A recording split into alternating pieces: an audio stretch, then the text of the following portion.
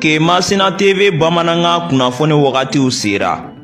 Kemasina TV Bamananga kunnafoni o bɛna lase aw ma an balimakɛ Abilaye Kulibali fɛ Radio Oxygène na. Kemasina TV ka aw kunnafoni bɔlɔlɔ sira kan k'aw to fɔ aw sigiyɔrɔ la. Ola an bɛ foli di an ka partenaires ma n'o ye MKCG Mamadou Karabenta Tora Madu commerçant général Kemasina fɔ min ye malosi ɲuman ka taa se binfaganaw tumufagalaw sɛnɛkɛ mansiw malo wɔrɔ mansiw jisama mansiw nin bɛɛ lajɛlen min sɔrɔ fɔ ka taa se an ka katakataniw ma sojɔlaw ɲinɛma kɔ aw kɔ siman ka taa se sojɔnɛgɛw ma so baarakɛminɛ bɛɛ lajɛlen min sɔrɔ fɔ ka taa se angɛrɛ ma angɛrɛ mun ne cɛ ka fili ti a ban nin bɛɛ lajɛlen min sɔrɔ MKCG o de kan ka bɛ bi kunnafoniw la sutuma bi dɛnɛ ye dɔ fɛngɛ daminɛ dɔ fɔlɔ don bi dɛnɛ bɛnnen bɛ nazarasa kalo 6 na juin kalo don bi o tile 3 ye ka bɛ 2024 san ma farafinkalo min bɛ yen n'o ye furanjɛla kalo ye bi o tile 26 ye jate la san kalo 11 na don jira san 1445 san dɔgɔ de bi kɛ ala ka ɲɛ k'a d'an ma bakuruba fɔla bi kunnafoniw filɛ ka wulada k'a fɔ mali jamanatigi kolonɛla Asimi Goyita sɛnɛkɔrɔba kɔfɛ ka na safo tɛmɛ ka tile kɛ kuran ye o baaraw bilali sen kan a bɔra ka t'o kɛ Selenge ale marabolo kɔnɛ na Jaga dugu jalakɔrɔ o ko kɛra cogo jumɛn la kunnafoni ye ɲɛfɔli k'o la lakanabali la Masina marabolo kɔnɛ na wulikajɔ kɛbaaw bɛ k'u sɔn Masinaba kɔfɛ tɔgɔfɔlɔɲɛ kɔnɔ o wulikajɔ sigiyɔrɔma damadɔ kɛ ka n'a bila kunungo yɛrɛ la ka dugu dɔw bɛ ne ka gɛlɛya ta ni ka ɲɛ solu ma Tongologurakaw fɛ tuguni Kolongo komini kɔnɔ na ka tila ka wulikajɔ ta kunungo ni marifaciw kɛra u ni maaw cɛ ye kunnafoni ye ɲɛfɔli kɛ o la Jurakaw fɛ juma tɛmɛna ka lakanabaw olu n'u dɛmɛbagaw k'u donna Jura kɔnɛ na o wulikajɔw senfɛ ka donsow ka marifa daw ni ka se k'olu minɛ kunnafoni ye ɲɛfɔli kɛ o la an ka jamana kɔnɔ na bi juin kalo tile 3 ye DF o baaraw bɛna daminɛ an ka jamana fantan nɛnɛbalen fɛ bi kalanden ba joli olu bɛɛ lajɛlen bɛ ka wulikajɔ na kɛ bi sɔgɔmada ni k'u kunda kalansow kan ka taa defu ɲɔgɔn daw na kunnafoni ye ɲɛfɔli k'o la ninnu de bɛna kɛ kunnafoni kunbaba ye bi ka fara kunnafoni wɛrɛ bɛna fara lasana bolokan denkɛ fa Abilaye Kulibali ala ka ɲɛ k'a d'an ma kunnafoni an b'a daminɛ k'a lɔn k'a fɔ lakanabaliya Masina marabolo kɔnɛ na min ye Kolongo ale komini ye Tongologurakaw fɛ kunungo ko wulikajɔ kɔni a barika bonyana kosɛbɛ kosɛbɛ kɛ waleyajugu kɛbaaw n'o ye kungo kɔnɔmɔgɔw ka wulikajɔ kɔni k'a barika bonyana ye kosɛbɛ o de kɛra so ye n'i y'a sɔrɔ marifaciw kɔni kɛra u ni donsolakaw ni ɲɔgɔn cɛ a yirala k'a fɔ ko kisɛ kɔni ko ye maa fila bonyanko k'olu kɔni kasara u ni na Tongologura donsow ka wulikajɔ fɛ k'u ye wulikajɔ kɛ waleyajugu kɛbaa n'u ka maa dɔw fa u la fo ka tila ka dɔw su sɔrɔ kuma tɛ dɔwɛrɛ bi welewelema da don su ni tile u k'u b'a ɲini jamana ɲɛmaaw fɛ n'a fɔra kabini waati jan u bɛ mugu la n'olu ko ma kɛ n'a waati k'a a dɔ bɛ dɔ la waleyajugu kɛbaa n'u de gɛlɛya ta ni ka ɲɛsin ma u bɛ fɛn min fɔ jamana ɲɛmaa hali bi dɔ ka fara kɛtaw ka basigi lafiya bɛ se ka sabati cogo min na an bɛ dugawu kɛ jamana yarabi ala k'a kolosuma n'an bɔra ye dɔgɔ firi marabolo kɔnɛ na lakanabaliya waralen an ka jamana lakanabaaw bɛ wulikajɔ dɔw kɛ ni ka se ka don dɔw de maaw bɛ taa dɔgɔ ɲini o don kɔnɛ na fɔ ko dɔgɔ fɛngɛ tɛmɛnen na min ye dɔgɔ ɲini ye ni bɔ kɛra ni ka taa o la n'i y'a sɔrɔ o kɛra jumadon k'o de kɔni sen fɛ dɔgɔ firi dugu bɛ n'o ye pelukan ye denmisɛnnin fila bonyanko minnu tun bɛ wotoro kɔnɛ na u nana yɛrɛ mugujugu kan ka mini kɔni k'a wuli n'u ye o kɛra so ye maa fila in u kɔni jɔngina kɔrɔ ni dɔgɔ dɔ fa kelen ba kelen kelen kɔni o ta ma kɛ jɔngida juguma ye nka kelen dɔ kɔni a yirala k'a fɔ k'ale ta kɔni k'o jugara nin waati na ale bɛ labutani furakɛli yɔrɔ la maa caman ka fɔ la sanga nin waati bɛ le kɔnɔ na wulikajɔ kɛbaaw n'aw hakilila k'u bɛ ka u sɔn minɛ o waati kelen kɔnɔ u bɛ poyi yɔrɔ wɛrɛ ani ka taa gɛlɛya caman ta ni ka ɲɛsin o ma ko fɛɛrɛ balen ka kɛ basigi ka se k'a lasabati n'o tɛ nin yɔrɔ ninnu na ko gɛlɛya kɔni a dili bɛ ka don an bɛ dugawu kɛ jamana in yarabi ala ka kolosuma n'an bɔra ye Masina marabolo kɔnɔ na lakanabaliya bɛ cogo jumɛn na bi bi na a yirala k'a fɔ k'u ye wulikajɔ sigiyɔrɔma camanba kɛ k'a daminɛ alamisadon kana juma na fo ka n'a bila kunungo kari la dugu dɔw bɛ yen ka tila k'olu jeni wa Bertabugu alimami u ye kunnafoni d'a ma k'u nana o minɛ ka taa n'o ye yaasa ka nin bɛ lepiratigɛ di an ma an balimakɛ dɔ n'i y'a sɔrɔ ka bɔ Masinakaw fɛ yen n'o bɛ tali kɛ Bakari Piliya la Masina bilama lakanabaliya bɛ cogo di lakanabaliya kɔni a bɛ ka kurakuraya kɛ Masina mara la kun jarisiw kɔni u bɛ ka tiɲɛni kɔni kɛ don o don Masina cercle kɔnɔ kɛrɛnkɛrɛnnenya Folomana komini ani Siɲaro komini ɲɛkaro tile 30 alamisa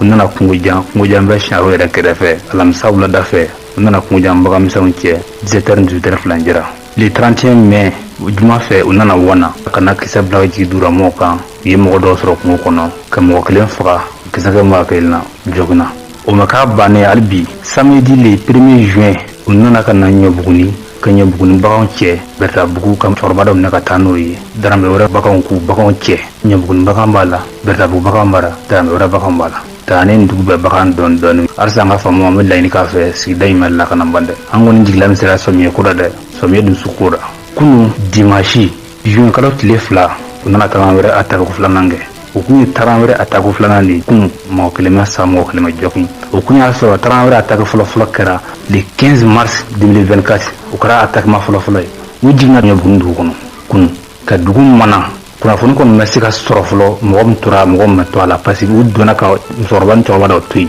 u ye fɛnkuw la o ma fɛnkuw la an kɔni ma se k'o jaabi sɔrɔ fɔlɔ halisa an kɔni bɛ min ɲini fanga fɛ Kɛmɛmasina mara kɔni an b'a fɔ a tiɲɛna ka ban de parce que duguw ta cayara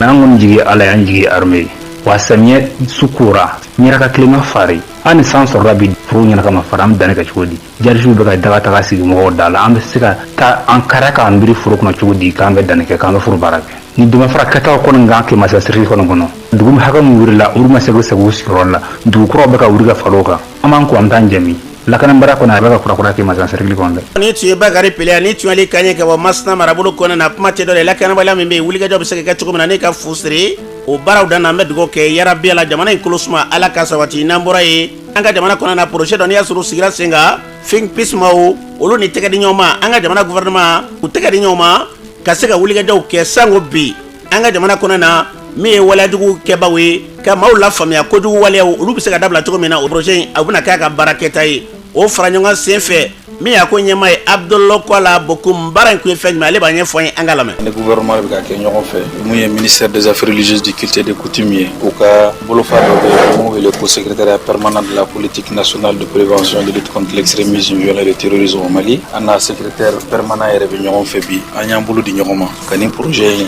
an bɛ fɛ ka lawaleya localité minnu citera o projet in a fɔra projet dɔ kɔ o mun wele ko projet parler o projet parler kun bɛ an ka diinɛ ɲɛmɔgɔw ani an ka madrasa ani école chrétienne an b'olu de kalan kosɛbɛ an y'a ye baara in kɔnɔna na a tɛ se ka kɛ olu dɔrɔn ye an y'a jateminɛ n ko jamanadenw o mun wele ko regroupement de la société civile musow ani denmisɛnninw olu fana kan ka impliquer nin baara in na o hukumu kɔnɔna na an ye nin projet kura an y'a lawaleya ɲɔgɔn fɛ mais a kɛkun tɛ dɔwɛrɛ ye ka se ka jamanadenw minnu ye denmisɛnninw ni musow ye k'u kalan jatigɛ wale in ale kɛlɛli a tɛ taa mɔgɔ kelen ka baara fo ka bɛɛ ka bolo di ɲɔgɔn ma pour que a ka se ka kɛ o hukumu kɔnɔna na comme a b'a kalama jamana ye gafe dɔ ta a bɛ fɔ o ma ko politique nationale de prévention de lutte contre l'extrémisme violent et le terrorisme au Mali a gafe taara secrétariat permanent à travers le ministère des affaires religieuses du culte et des coutumes kɛlɛ o kɛlɛ bɛ kɛ jatigɛwale contre la a bɛɛ sɛbɛnnen bɛ gafe in kɔnɔna na donc gafe in tɛ se ka mɔgɔ si tɛ se ka na ka a baara lasabati jamana kɔnɔ n'i ma se ka a baara kɛ gafe in kɔnɔna parce que an ka jamana ɲɛmɔgɔw bɛ ka sira dɔ ta sira mun an bɛ ka mun dɛmɛ a sira kɔnɔna na o hukumu kɔnɔna na an ONG an tɛ se ka jatigɛwale kɛlɛli lasabati tant que an ni secrétariat permanent mun ka baara ye ka baara o baara bɛ kɛ a kɔnɔna na ka essayer k'a lajɛ est ce que a bɛ ka kɛ i n'a fɔ jamana b'a fɛ a kɛ cogo min na donc hukumu kɔnɔna de la an bɛ baara o baara kɛ ani secrétariat permanent an bɛ t'u fɛ fɔlɔ an b'an sigi ka kuma ɲɛfɔ donc n'a bɛ sira ɲuman kan olu b'a fɔ ko nin bɛ sira ɲuman kan n'a tɛ sira ɲuman kan o b'an alerter pour que an kana se ka taa donc o kɔnɔna de la an y'a décider ka musow ni denmisɛnninw fara ɲɔgɔn kan ka bɔ n'u ye Jɛma Yelimani ani Nioro du Sahel mais projet in bɛ continuer tuguni Kucala Yoroso ani Nara kɔnɔna na a baara in ni ala sɔnna ma comme secrétaire permanent yɛrɛ y'a yamaruya di sɔgɔmaden na an ka se ka baara daminɛ donc an bɛ fɛ ka nɔ bɔ a la terrain kan ni ala sɔnna ma. ni tun ye fɛn peace kɛrɛnkɛrɛnnen na Kwala Bokoum ni tun y'ale kan ye kuma tɛ dɔ wɛrɛ wulikajɔ min bɛ sen na n'i y'a balalen fara ɲɔgɔn kan jamana ka basigi lafiya n'o y'a kunba ye ala ka tila ye ni ka yakubaya n'an bɔra ye DF n'i y'a sɔrɔ ka bɔ duguma kalan o baaraw bɛ kuncɛ ni ka taa camancɛ kalansow la o baaraw ɲɔgɔndan bi o sigilen bɛ segin an ka jamana fantan ni balalen fɛ lakɔliden ba caman bi olu de ye siraw minɛ ni ka taa kalanso kɔnɔ na bi u bɛ senna bi sɔgɔmada in na o baara min n'a baaraw bɛ daminɛ bi kɛ kɔnw ye an cɛkɛɲɔgɔn n'i y'a sɔrɔ bɛ tali kɛ Suleman nɔ Gejuma Cɛna Kulubali ale wulila ka taa Banangabo CAP la BCAP ka dangan ka taa ɲininkali k'ale la n'o ye musolaka ye baara in kɛra kɛcogo jumɛn de la ale b'o ɲɛfɔ an ye an ka lamɛn. Ne Madame Diallo Aïssa Kulubali DCAP adjointe au niveau du CAP de Banankabugu. Ɲinan bɛ fo vraiment an ye ladilikan caman di denmisɛnninw ma k'a di surveillant ma k'a di président de centre n'u ka vice président ma ladilikan fɔlɔfɔlɔ ye min ye denmisɛnninw u k'u hakili t'u yɛrɛ la fɔra ko règlement intérieur ye fɛn o fɛn interdit u kan k'u hakili t'o la i n'a fɔ ka taa ni téléphone ye centrew la u k'u hakili t'o la kana taa ni telefɔni ye an y'u kangari fɔ directeur ye u k'a f'u ɲɛna k'a fɔ CGS membre ye u k'a f'u ɲɛna k'a fɔ syndicat ye enseignants fana k'u hakili t'u yɛrɛ la u ni telefɔni kana taa salle kɔnɔ o kumaw de tun y'an ka ladilikan ye donc u ka u jija règlement intérieur ye ko baara in ka kɛ cogoya min na u ka kalan k'a faamuya ka baara kɛ n'a ye n'o kɛra filiw bɛ dɔgɔya ladilikan minnu tun b'an fɛ k'a di kalandenw ni u ka surveillants ma cɛman fara musoman kan o de tun ye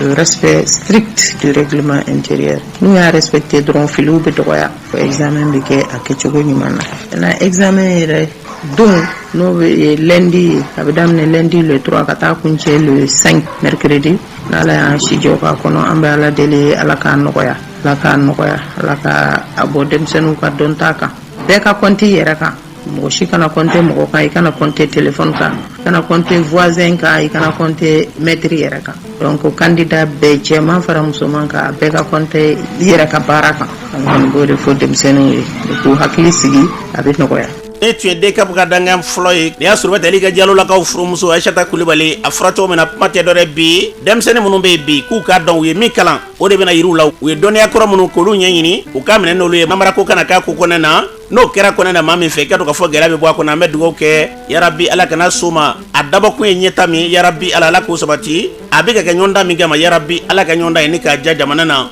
n'an bɔra yen an b'a lɔn k'a fɔ Mali kɔnɔ na kɛrɛnkɛrɛnnen an ka jamanatigi wulikajɔw bɛ senna bi kuranko yɛrɛ ka se ka yakubaya an ka jamana kɔnɔ na n'o ye tile kuran ye o baaraw bɛ ka kɛ a fɛ yɔrɔ ni yɔrɔ o tufaden fɔlɔw o baaraw bilali sen kan a bɛ k'o baaraw sigi sen kan Sanakɔrɔba ta kɔfɛ Safo ta kɔfɛ Selenge marabolo kɔnɔ na kɛrɛnkɛrɛnnen na Buguni région kura kɔnɔ na olu y'u niyɔrɔ sɔrɔ a la sibiri tɛmɛnen in na o kɛnɛ kan an ka jamanatigi Kulonkɛ Lasibi Goyita jama bɔra fan bɛɛ lajɛlen fɛ k'a bɔ Bamakɔ Senu fo ka taa bila yɔrɔ in na dugu bɛɛ lajɛlen n'i ka dama n'i ka bala bɔra fɔlifɛn sugu bɛɛ k'u bɛ jamanatigi kunbɛn a ka ministre k'olu bɛɛ lajɛlen kɔni taara dugumana fɛ maaw bɛ balakɔla waati min na jamanakuntigi nan'i cun avion na sanfɛ ka baara in bila sen kan ka tila ka foli kɛ ka sɔrɔ ka avion ta ni ka segin nin baara min kɛra Mali jamanatigi Kulonkɛ Lasibi Goyita ye kuma min fɔ kɛnɛ ka ye u filɛ. an bɛ foli fɔlɔ bila Cakadu Jalakɔrɔna lamini mɔgɔ bɛɛ lajɛlen dugutigiw ani gouverneur an'u ka préfet ni sous-préfet o tɛmɛnen kɔ jamanadenw ka laɲini min ye k'u ka fɛrɛbɔ sabati o kun kɔnɔna an bɛ ka se ka degun min bɛ jamanadenw kan n'o bin y'o kuranko degun ye ni an ye wulikajɔ k'o la jamana ɲɛmɔgɔ wulikajɔ k'o la ni y'a tile damadɔni ye n'o nana wolo centrale solaire 3 jɔli la dɔgɔkun kelen kɔnɔna la o bɛɛ ye ka jamanadenw ka fɛrɛbɔ an'u ka musakaw bɛ sɔrɔ cogo min na k'o la sabati o kɛra jɛɲɔgɔnya kɔnɔ jɛɲɔgɔnya mun n'ani an to Irisilakaw y'o kɛ Chinois y'o kɛ ani Émirats Arabes tɛ taa cogo si la an ka foli bila minnu ka cɛsiri an'u ka timinandiya n'o y'a sɔrɔ n'o ye nin baara la sabati n'o ye ministre de l'énergie ministre Kamara ani ministre Sanu olu ka faso kanu an'u ka timinandiya o de y'a to bi nin baara se ka kɛ dɔgɔkun kelen kɔnɔna la hali bi k'a fɔ maliyɛnw ɲɛna k'u fo dan tɛ foli min na u ka cɛsiri u ka faso kanu u ka faso dɛmɛ k'a f'u ɲɛna fana an ka wulikajɔ an tɛ sɛgɛn jamanadenw ka laɲini sabatili la n'u ka hɛrɛ bɛ kulu sanfɛ an bɛ yɛlɛ kulu sanfɛ ka taa hɛrɛ ye n'a bɛ ji kɔnɔ an bɛ don ji kɔnɔ ka taa u ka hɛrɛ ɲini min b'a to bɛɛ sago bɛ sɔrɔ jamana ko in na cogo min na ka foli bila hali bi jamanadenw bɛɛ lajɛlen ala ka jamanadenw kanbɛn ala ka jamana basigi. ni tun ye Mali jamanatigi Kulonkɛ Lasibi Goyita ni tun y'ale ka ye kɛnɛ ka ye Cakadugu Jalakɔrɔ maaw Selenge marabolo kɔnɔ olu m'u ka nisɔndiya dogo o maa dɔw y'u ka nisɔndiya yira kɛnɛ ka ye jamanatigi ka tali la an ka maa dɔw lamɛn. Selenge cercle filɛ nin ye jamana in nima yɔrɔ dɔ de don ji bɛ an fɛ yan dugukolo bɛ an fɛ yan baara bɛ se ka kala ka ɲa n'i y'u bolo don Selenge cercle sɛnɛkɛlaw kɔrɔ a ka ca Ala fɛ an fana ka dugu ye kɛnɛ dugu dɔ de ye an kɔni ka foli bɛ aw ye aw nali diyara an ye sɔrɔdasiw ka baara u bɛ baara min na an ɲɛ b'a la an b'a dɔn u bɛ ka nafa min ɲa. an nisɔndiyalenba de don ni ko nisɔndiyalenbagatɔ ka tasuma faga n'a nuji b'a faga daji b'a faga an bɛɛ kɔntaneba don an fana y'a jira an fana fasoden de ye i b'a fɔ ko tɔw fana fasoden ye cogo min na o de kosɔn an sera kɛnɛ kan yan. Jara donso den n'a ba bɛɛ ka na Cakadugu dɛmɛ ka faso dɛmɛ o kungo in na an bɛɛ lajɛlen donso den n'a ba yan fɔ yɔrɔ min Mali donso bɛɛ tɔgɔ la a diyara anw ye fɔ ka dama tɛmɛ. président ka nali an fɛ yan vraiment a diyara anw ye kojugu wa o kɔni vraiment o ye kɛta de ye a nalen kaba min nali la nin ye diɲɛ bɛɛ sigi de ye awa bɔn o yɔrɔ la ni kɔrɔfɔ seri ma i bɛ foli ɲɛsin u ma délégation ko m'u bɛɛ fo bɛɛ ka foli la na vraiment u ka nali a diyara anw ye. K'a daminɛ indépendance la ka na bila fɔ bi la jamanakuntigi ka se anw fɛ yan ne y'a siɲɛ fɔlɔ ye o de la Cakadugu Jalakɔrɔ n'a marabolo bɛɛ lajɛlen mobiliselen don n'i ye se kɛ anw ye jamanakuntigi ni a bɛ to anw fɛ yan tellement an ka dugutigilakaw jamanadenw y'a kanu an b'a fɔ masakɛ ɲuman don kuranko in yarabi ala k'a kɛ ko sabatilen jamana bolo. tun ye kɛrɛnnen na cagadugu jalakɔrɔ maa dɔw ka taa se u ka sigida ɲɛma dɔw donso ɲɛmaw ninnu balalen tun bɛ kɛnɛ kan k'u ka nisɔn yira minisiri bɛ dɔw ka baara ɲɛsinmɛ kuranko ni jiko sabatili ma an ka jamana kɔnɔ na ni y'a sɔrɔ Bintu Kamara ye n'o ye kuran minisiri ye ale yɛrɛ ma ka nisɔnya dogo baara in senfɛ kuma min fɔ kɛnɛ kan u filɛ. bi ta in ye sabanan de n'o ye cagadugu jalakɔrɔ ye centrale solaire min bɛna kɛ yan o ye méga 100 talata tɛmɛbaga an bɔra Safo o fana tun ye 100 yan'o cɛ an taara Sanankɔrɔba yen ta kɛra 200 ye donc n'i ye bi ta fara kan bɛɛ lajɛlen 400 méga a b'o de di o 400 méga Mali kuranko bɛ yɔrɔ min na bi bi in na a 100 sira o 100 sira 40 ani dɔɔni o b'o de yira o nin centrale saba in bɛɛ san bɛ dafa yɔrɔ o yɔrɔ a centrale saba bɛɛ bɛ ban centrale caman wɛrɛ bɛ yen objectif ye min président ka vision ye min ye o ye de Mali kɔnɔ tile de b'an bolo o tile in an k'a ta k'a kɛ kuran ye bɛɛ ka kuran sɔrɔ o de ka d'an ye donc hali bi a tɔw bɛ kɔfɛ nali. ni tun ye minisiri min don ka baara ɲɛsinnen bɛ kuranko ni jiko sabatili ma Bintu Kamara ni tun y'ale kan ye yaasa ka kunnafoni bɛlɛlen kun cɛ ni ko ko Selenge ale dana bɔ commune bɛ n'i y'a sɔrɔ Welesebugu ye n'o yɛrɛ de Buguni région cercle fɔlɔ yɛrɛ ye o maaw olu kɔni bɔra ka nin kɛ gintaba ye ko jamanatigi kɔni ko fo a ka tɛmɛ nin sen olu k'u ɲɛ da ka di ko maakɔrɔba dɔw bɔra kɛnɛ kan minnu si bɛ taa san 80 kɔ la u bɛɛ lajɛlen tun ye k'olu ɲɛ ka da jamanatigi kan nka min kɛra la i ka dɔn k'a fɔ kabako ye jamanatigi nana sanakunu na k'olu dɔw to ye nka o y'a yira k'a fɔ k'a bɛlɛlen kanu de ko ye yaasa k'o bɛlɛlen pratique a ma Welesebugu ka mairie baara in kɛra kɛcogo jumɛn de la an ɲininkali k'ale yɛrɛ la a b'a yɛrɛ ɲɛfɔ ani baara in tɛmɛna cogo min an ka lamɛn. ne tɔgɔ Bakari Samake ne ye Welesebugu commune maire ye jamanakuntigi n'o ye colonel Asimu Koyita ale ye taama kɛ ka taa Cagadugu jalakɔrɔ commune na o ye Buguni région kura de ye Buguni région kura o bɛ daminɛ Welesebugu commune de la Welesebugu commune dugu 10 i b'o de cɛ ci ka sɔrɔ ka se Cagadugu jalakɔrɔ a bolo dalen k'a fɔ ko jamanakuntigi bɛ na ka na nin baara belebeleba in ka na a nun don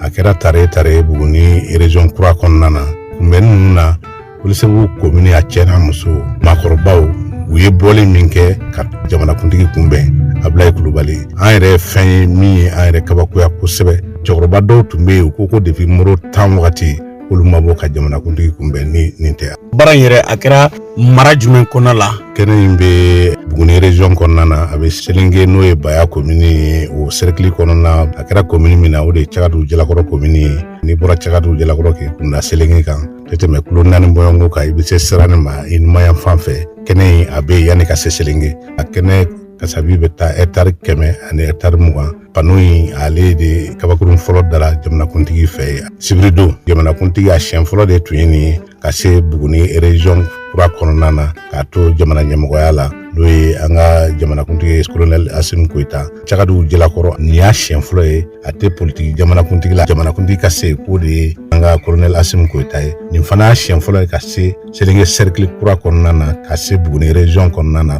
ka daminɛ gouverneur ka chef de cabinet ka se service da fɛn fɛn ka se maire 57 min bɛ Buguni région kura kɔnɔna na a bɛɛ taara si Selenge ka jamanakuntigi makɔnɔ samedi sɔgɔma min kɛra banalangoya na an tun y'a jateminɛ k'a fɔ k'a bɛna duguma sira fɛ n'o ye gitɔrɔn ye an kɔni y'a ye jama bɔra kosɛbɛ a ka gouvernement kɔni mɔgɔw bɛɛ nana duguma sira fɛ mais an bɛ balala tuma min na mɔgɔw bɛ ka jamanakuntigi makɔnɔ an nan'a ye a nana jigin avion na o de kɛra balinanko ye kosɛbɛ hali n'a y'a sɔrɔ jama tun bɛ fɛ ka jamanakuntigi ye a ɲɛ la minnu kɔni gɛrɛsɛgɛ donna kɛnɛ kɔnɔna na olu y'a ye u ɲɛ la mais tiɲɛ na minnu tun bɛ ka kunbɛnni kɛ sira la olu ma se ka jamanakuntigi ye mais u bɛɛ ŋaniya bɛ a nɔ la parce que a kun ye kelen dɔrɔn de ye o ye ka jamanakuntigi kanu a bɛ baara min na jamana in ka se ka sankɔrɔ ta ani ka jamana in bɔ bolo la Ablaye Kulubali Jitumu n'a Tɛnkundugu Buguni région yɛrɛ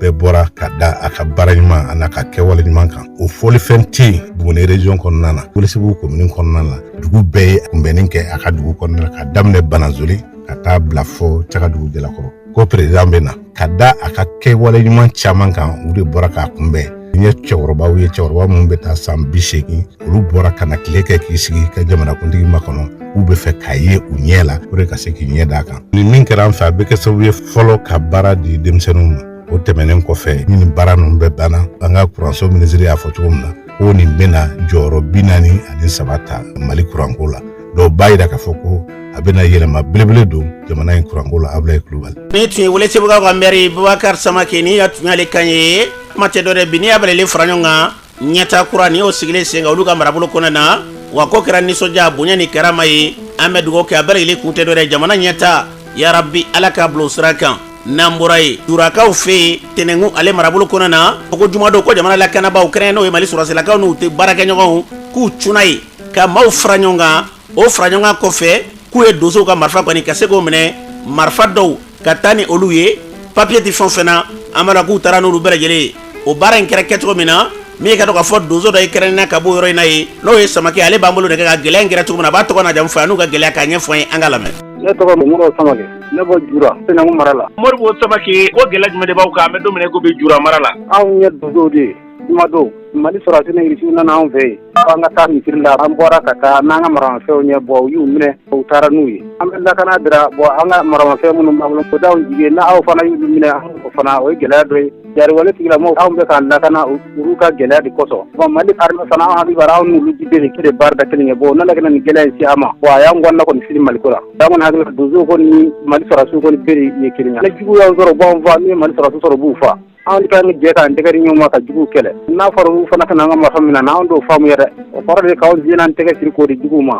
ne kɔni mun fɔ Mali faamaw kɔni u k'a dɔn anw ni olu de ye kelen ye an k'an bolo di ɲɔgɔn ma olu de bɛ jugu minɛ cogo anw fana de bɛ k'u minɛ ten an bɛɛ bɛ lakana de kɔnɔ u k'an k'u don ye ko ne ka kuma laban ye. Ne tun ye Modibo Samake ni tun y'ale kan ye ka bɔ Jura kuma tɛ dɔ wɛrɛ ye bi k'olu bɛ wele min bila ka ɲɛsin jamana ma ko ni donsolakaw n'olu sɔrɔla waledenw kɛbaaw fɛ u bɛ donsolakaw bɔnɛ u ni na ni sɔrɔsilakaw sɔrɔla u fɛ u kelen don mun de la olu tɛ se ka bɛn k'u tɛgɛ di ɲɔgɔn ma ka se ka kɛ kɛlɛ kɛ kelen a fɔra cogo min na an bɛ dugawu kɛ min dakari jamana na yarabi ala k'o sabati n'an bɔra ye kɔrɔfɔw cayalen bɛ kosɛbɛ kosɛbɛ Mali minisiri ɲɛma Dr Choguel Kokala Mayiga dɔw b'a jira k'a fɔ k'i ka dɔn ko a bilama ale ni ka dɔn k'a fɔ sɔrɔsiw k'i ka dɔn ko faamuyaba bɛnɲɔgɔnyaba dɔw ka fɔ la k'o t'u ni ɲɔgɔn cɛ o kuma minnu bɛ sen na Buguni ka dɔ n'i y'a sɔrɔ mouvement min bɛ yen n'i y'a sɔrɔ n'o bɛ tali ka bɛnkan na o coordinateur ale b'an bolo nɛgɛ k'a ba hakilila de nin ko in sen fɛ an balimakɛ i yɛrɛ ɲɛfɔ an ye fɔlɔ. Ne tɔgɔ ye Musa Kone n sigiyɔrɔ bɛnnen don Buguni Makɔnɔ Nord ma n ye conseiller Buguni mairie la mouvement bɛnkan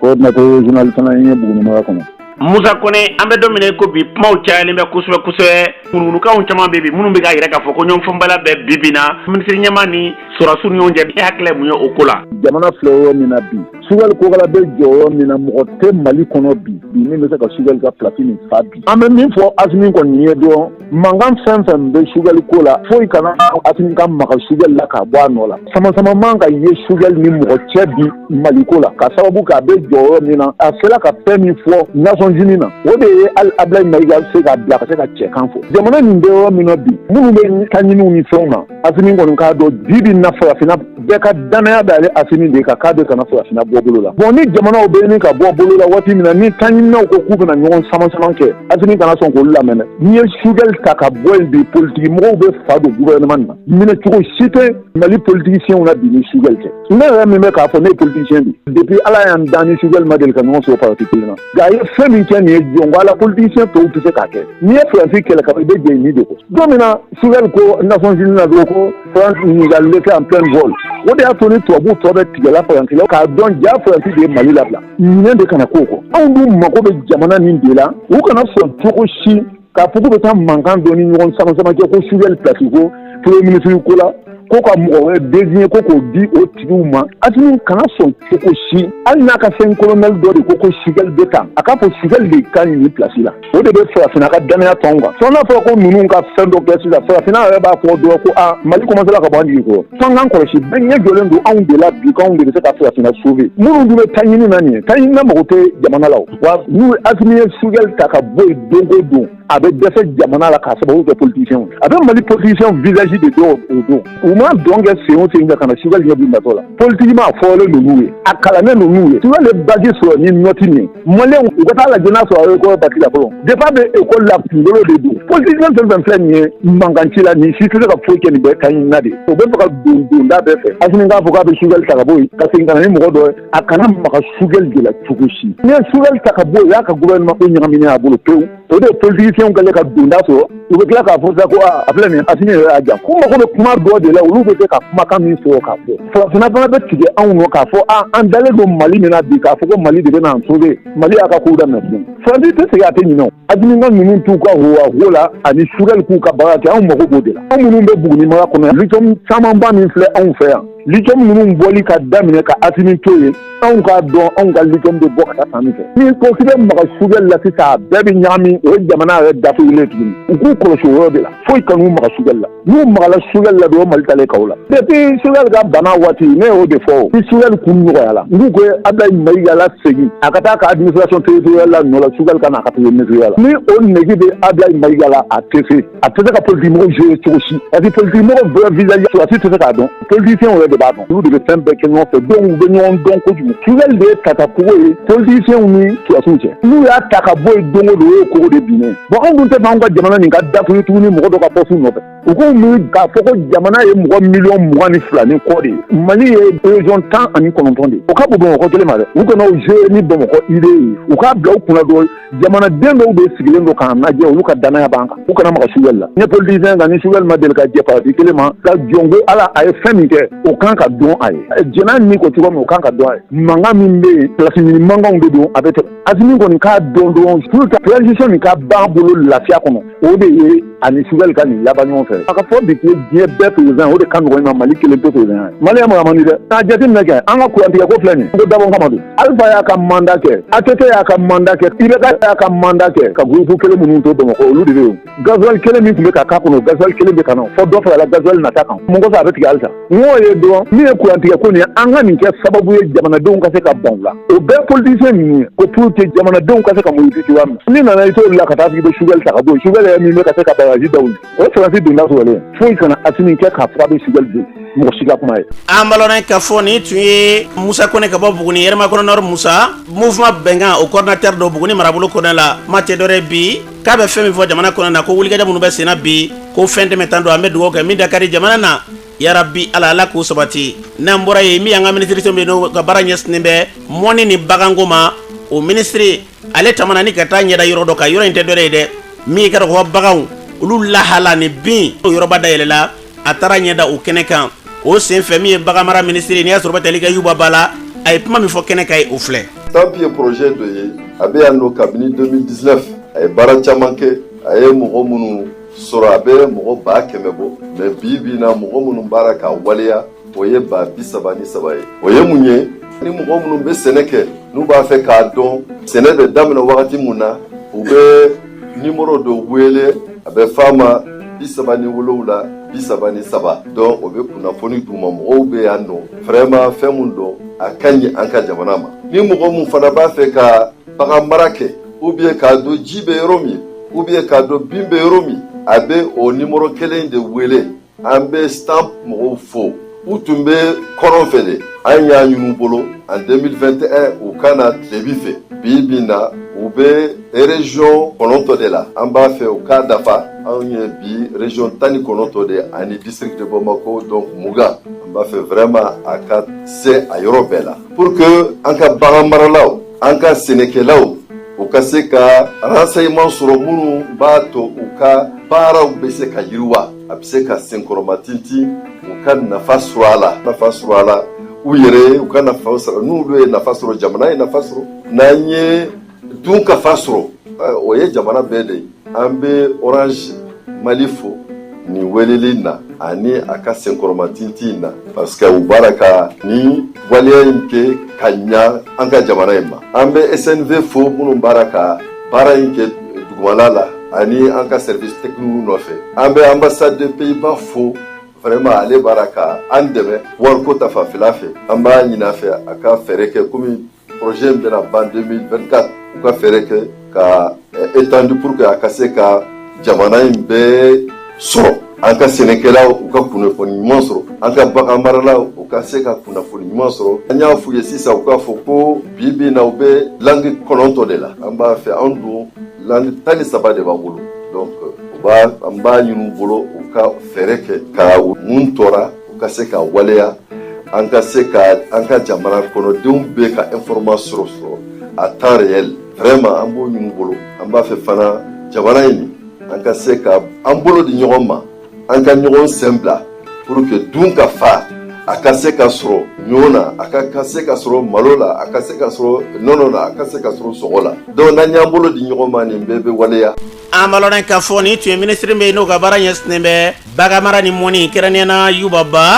baara senkura min y'a sɔrɔ u sigira sen kan sɛnɛ yɛrɛ a kunnafoni ka taa se bagan mara ma o kunnafoni bɛ se ka sɔrɔ cogo min na a fɔra cogo min na an bɛ dugawu kɛ yɛrɛ bɛɛ la k'a ka sababu ye ka ɲɛsin an ka jamana ma n'an bɔra ye an b'a lɔn k'a fɔ hali bi baganko hukumu kɔnɔna na an bɛ seliba an b'ale nɔfɛ ka ban tile 14 boɲanko a ti tɛmɛ o kan bilen an bɛ jɔ seliba selikɛnɛ kan n'o bɛ kɛ seliba lahiya seli ale ye ɲinɛnsan in a yirala k'a fɔ sogo kɔni u fasalen bɛ wa muru yɛrɛ dakuyalen bɛ kosɛbɛ k'o sababu kɛ fɛn tɛ bolo la saga fana gɛlɛya y'a sababu yɔrɔ caman na ni sagaw ma se ka kɛnɛ sɔrɔ wa saga bilama e ka dɔn a kelen bɛ a ka gɛlɛ wa wari yɛrɛ tɛ maaw kunna mun yɛrɛ de nana ne nin ye bagan feerela dɔw b'o sera di an k'u lamɛn. Sagaw bɛ yen mais sagaw ka gɛlɛn de mun y'o gɛlɛya s'an ma moyen de déplacement ko b'a la parce que sira tɛ maa caman bolo ka b'u ka village la ka na surtout kɔrɔnfɛla ninnu na mɔgɔ caman a ka d'u ye u ka na ni baganw ye Bamakɔ yan n'i ye bagan groupe fara ɲɔgɔn kan jatigɛ wale tigilama ninnu n'u y'i ye cogo dɔ la olu bɛ se ka i ka baganko si latunu i bolo o bɛɛ gɛlɛya bɛ baganko in na. Bagan yɛrɛ baaraba caman bolilen bɛ ka t'i sigi yɔrɔ wɛrɛw la fana minnu tɛ yan olu bɛ bɔ Mɔti région Sikaso b'a la Kayi région b'a kɔnɔ Segu région b'a la bagan bɛ bɔ yɔrɔ bɛɛ ka na Sabalibugu Garabali la ni seli sera chaque fois ni seliba surunya la dunanw mɛna mais dunanw fana tɛ se ka na girin ka na ten ka sɔrɔ seliba ma koron quoi bon ni seli tɔtɔra tile 14 ninnu ɲɔgɔn na mɔgɔw bɛ commencer ka nali daminɛ quoi parce que yan ye Bamakɔ de ye bin bɛ san yan kɔrɔkolo bɛ san yan ji bɛ san yan a bɛɛ bɛ san n'i kɔnna ka na i bɛna wari min dépenser balo la a bɛ kɛ sababu ye i tɛ tɔnɔ sɔrɔ saga la walima i ka saga feereta cogoya bɛ gɛlɛya i bolo siyɔrɔ ko fana bɛ se ka kɛ dɔw la parce que n'i nana jagoya f'i ka don ɲɛgɛnw na de a ko ma nɔgɔn o de kama mɔgɔw tɛ girin ka na fɔlɔ fo seli tɔ mana to tile 10 ye. marché kɔni ma wuli fɔlɔ mais an taatɔ sugu la an bolofɛn ninnu u b'a garajiya na sira fɛ quoi n'a fɔ i bɛ taa fanga sɔrɔ n'a fɔ i bɛ taa kɛn baara na bandi ninnu bi an bɛ gɛlɛya sɔrɔ la fa ka tɛmɛ bon saga kɔni ma caya fɔlɔ selikali dɔ ye tile 5 mais tile 10 ye saga bɛ na o la fa ka caya mais saga bɛ ka na dɔɔnin dɔɔnin e yɛrɛ komi e yɛrɛ ɲɛ b'a la tan saga kɔni a prix ko kɔni a ma gɛlɛya fɔlɔ kɔni mɔgɔ min y'a sari sa yɛrɛ i bɛ nɔgɔman sɔrɔ ka sɔrɔ seli ma se quoi bon dumuni ko ta fan fɛ la wɛrɛ b'a bolo bɛn n'a min ka bin gɛlɛn de fɛ i b'a ye bin gɛlɛn de ka sɔrɔ sisan ani turuto ye sɔn ka gɛrɛ turuto bɔra kɛ de 7,000 ani 100 ou 7,000 ani 200 fɛn min kun bɛ san 2,000 ani 100 ou 2,000 wari in gɛlɛya ba de bɛ yen bagan dumuni kɔni gɛlɛya ba de bɛ bagan baarakɛla ninnu kan o de bɛ ka bagan sɔngɔ gɛlɛya fa ka ɲɛ. Insécurité fanga ka bɔ a la kosɛbɛ kosɛbɛ sabula i b'a ye bagan 1000 bagan 2000 bɛ minnu bolo lakana balaya kɛra sababu ye k'o caman ta jamana wɛrɛw la quoi sabula ni bagan ka ca i bolo n'i tɛ ka lakana sɔrɔ 100% bingannikɛlaw bɛ se ka taa bi kan k'a bɛɛ minɛ la ɲinan o bɛna fiɲɛ don ɲinan baganko la o ye kelen ye filanan ka taa bagan ta i natɔla n'a ye o fana insécurité fanga ka bon kosɛbɛ wagati dɔw la i tun bɛ na ni bagan ye sira min fɛ direct la mais sisan f'i ka t'i munumunu a dɔw la i ni mɔgɔ kuntan ninnu mana bɛn wa ka bagan bɛɛ jigin ka bɔ o kun bon i b'a ye commerçant 1000 bɛ yen wari min b'u bolo a bɛɛ t'i ta ye dɔw bɛ wari ɲini u limanaw fɛ et puis dɔw yɛrɛ fana bɛ taa juru ta banque la e ka taa o kɛ ka t'o don bagan na k'o ladon mobili kɔnɔ dɔ ka taa o jigin ka b'i kun i bɛ t'i kun fɛ. bagan ka gɛlɛn depuis burusu kɔnɔ yanni a ka se yan fana baaseko b'a la a sira nin fana ma nɔgɔn fɔlɔfɔlɔ ni an wulila dɔrɔn an bɛna direct ka taa an boli ka na yan mais bi ko ni an bɔra an boli an bɛna munumunu ka taa fɔ kɔngɔ b'a la yɔrɔ min na an t'a dɔn yɛrɛ an bɛ munumunu yɔrɔ la ka na a depuis burusu kɔnɔ bagan bɛ commencer 15,000 ka taa 16 ɲɔgɔn ka taa 20,000 a tɛmɛ o kan yɛrɛ dɔw bɛ bɔ Nboli dɔw bɛ bɔ Gawo dɔw bɛ bɔ Gosi sisan a bɛ daminɛ 16 ka tɛmɛ 20 la comme ça ko bɛ ɲɔgɔn ɲɛɲɛ a da bɛ jeliya n'a cayara a tɛ jeliya ka tɛmɛ mais a ma caya kɔni a bɛ jeliya.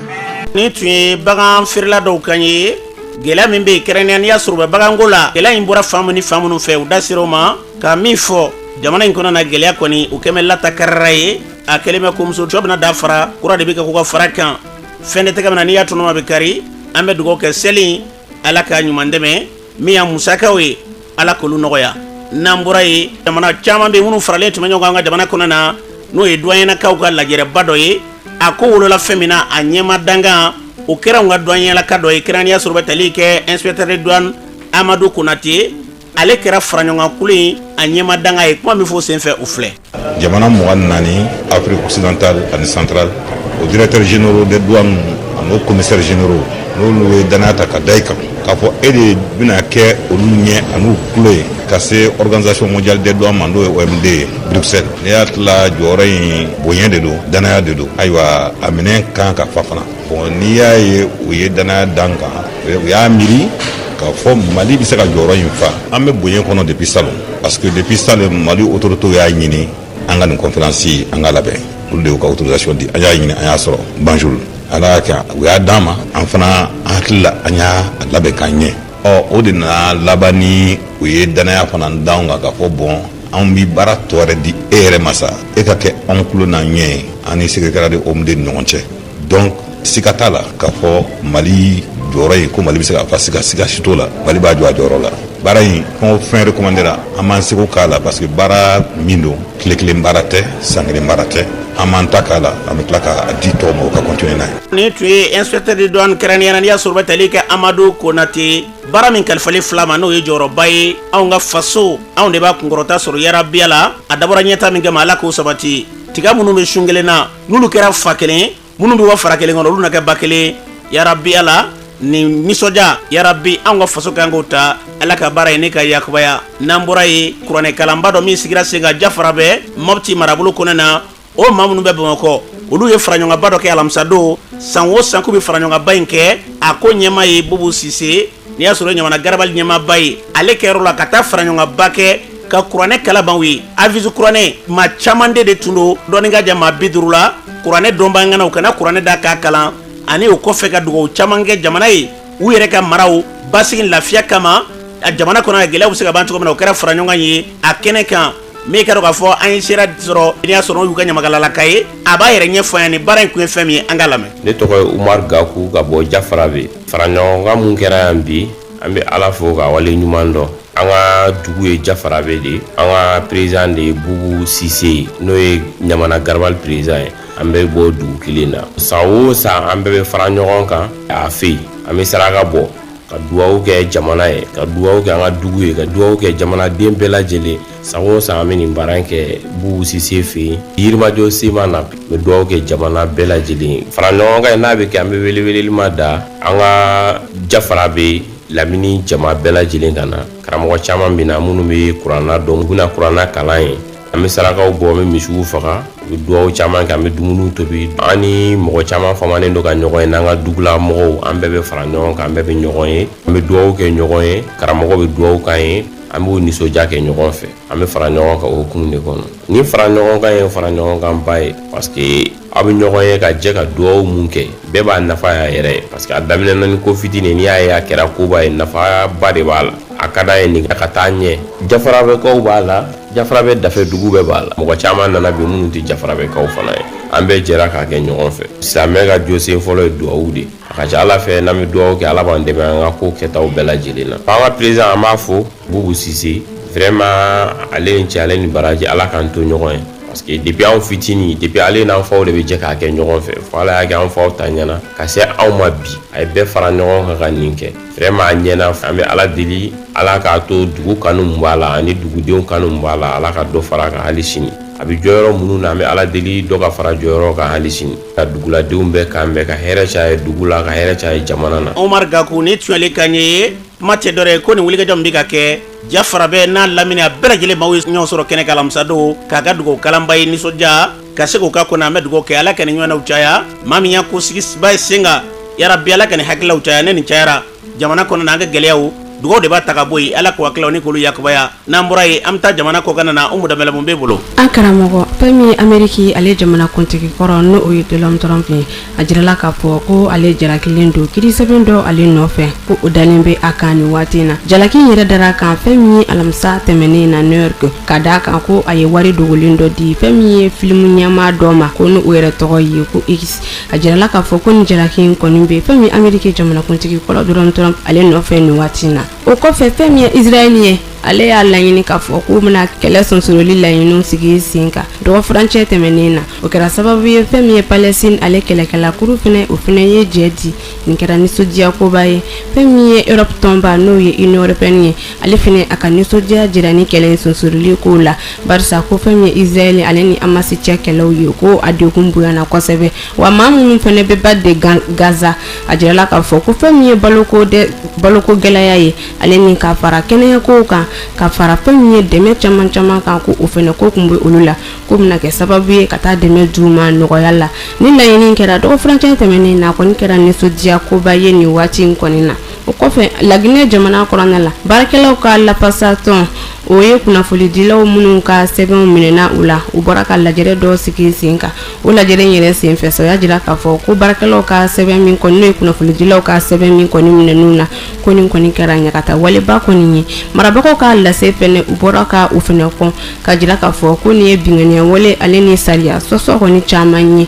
fɛn min ye kunnafonidiso 3 k'olu de ka sɛbɛn kɔni minɛn'u la nka k'u b'a ɲini fɛn min ye kɔni u ka lajɛrɛ kɔni senfɛ ko u ka baarakɛ sɛbɛn n'o y'u ka kunnafonidi sɛbɛn ye ko ka di u ma nin waati in na o kɔfɛ Burkina Faso jamana kɔnɔna la fɛn min ye Senegali ale jamana kuntigi Bassirou Diomaye Faye ale tun bɛ taamana fɛn min ye Burkina Faso jamana kɔnɔna la a kɛlen ka bɔ an ka Mali jamana kan y'i kunda Burkina Faso kan fɛn min ye Burkina marabaga ɲɛmaa n'o ye Capitaine Ibrahim Traoré ani o ye ɲɔgɔn ye ka kuma ɲɔgɔnya kɛ walasa jamana taabolo yɛrɛ fɛnɛ kan a jirala k'a fɔ ko fɛn min ye Senegali ale jamana kuntigi kura ye k'ale min ye sɔnna donbaga ye nin waati in na a ye si jamanaw ni ɲɔgɔn cɛ